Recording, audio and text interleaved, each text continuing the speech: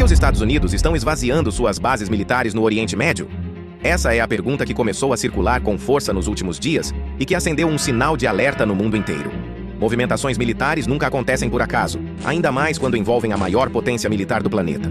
Quando tropas começam a sair, quando bases estratégicas reduzem pessoal e quando governos evitam dar muitos detalhes, é porque algo sério está acontecendo nos bastidores. Os Estados Unidos iniciaram a retirada de parte de seus militares e funcionários civis de bases importantes no Oriente Médio como uma medida preventiva. Oficialmente, a justificativa é a escalada das tensões com o Irã.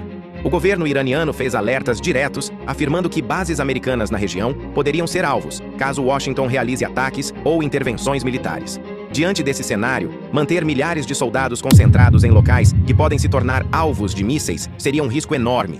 Por isso, a decisão foi reduzir a exposição humana, reposicionar forças e evitar perdas em um possível ataque surpresa. Mas atenção! Isso não significa que os Estados Unidos estejam abandonando o Oriente Médio, muito longe disso. O que está acontecendo é uma mudança de postura estratégica. Em vez de grandes contingentes fixos e vulneráveis, os Estados Unidos passam a priorizar mobilidade, tecnologia, drones, defesa aérea e resposta rápida. Bases continuam operando, armamentos permanecem na região e alianças militares seguem ativas.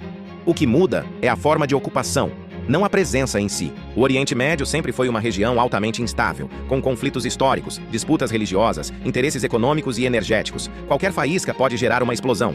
Irã, Israel, Estados Unidos, grupos armados regionais e potências externas convivem em um equilíbrio extremamente frágil. Nos últimos meses, esse equilíbrio ficou ainda mais tenso. Aumentaram as ameaças, as demonstrações de força e os discursos mais agressivos. Em um cenário assim, retirar parte das tropas não é sinal de fraqueza, mas de cautela. Agora vem uma pergunta que quase ninguém está fazendo, mas que precisa ser levantada. Será que esses movimentos no Oriente Médio fazem parte de algo muito maior?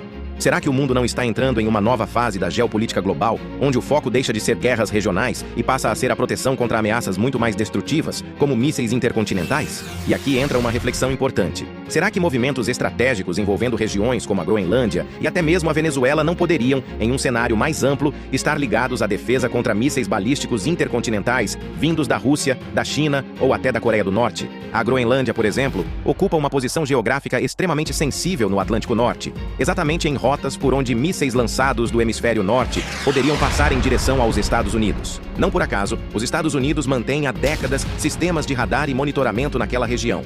Controlar ou reforçar posições ali significa ganhar segundos preciosos em caso de ataque nuclear, e em uma guerra moderna, segundos podem significar milhões de vidas. No caso da Venezuela, a questão não seria necessariamente uma retomada direta, mas a preocupação com a presença de potências rivais no entorno do território americano. Qualquer aproximação militar de Rússia ou China no Caribe ou na América do Sul é vista por Washington como uma ameaça estratégica. Em um mundo onde mísseis intercontinentais podem atravessar continentes em minutos, posicionamento geográfico voltou a ser uma prioridade absoluta, algo que lembra muito a lógica da Guerra Fria. O mundo hoje não vive apenas conflitos locais isolados.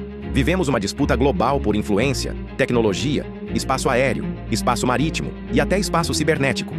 Cada movimento militar precisa ser analisado como parte de um tabuleiro muito maior. A retirada parcial de tropas do Oriente Médio pode parecer, à primeira vista, apenas uma resposta a ameaças iranianas, mas também pode indicar uma mudança de foco estratégico, uma reorganização global das forças dos Estados Unidos para lidar com ameaças de maior escala. E então chegamos à pergunta que ninguém quer fazer em voz alta, mas que todo mundo pensa. Será que a Terceira Guerra Mundial vai começar? A resposta honesta é que não há confirmação de que um conflito global seja inevitável neste momento.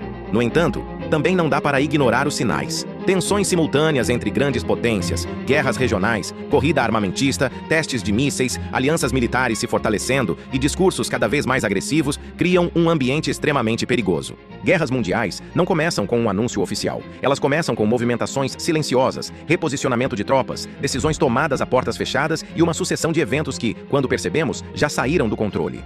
O esvaziamento parcial de bases dos Estados Unidos no Oriente Médio não significa que a guerra já começou, mas pode ser um indício de que os líderes globais estão se preparando para cenários que eles preferem não enfrentar despreparados. Hoje, ainda existe diplomacia, negociações e tentativas de evitar o pior. Mas também existe medo, desconfiança e interesses conflitantes. O mundo vive um dos momentos mais delicados das últimas décadas. Ignorar esses sinais seria ingenuidade. Entrar em pânico também não ajuda. O mais importante é entender o contexto, acompanhar os fatos e perceber que decisões militares nunca são isoladas. Os Estados Unidos não estão simplesmente saindo do Oriente Médio. Eles estão se reposicionando.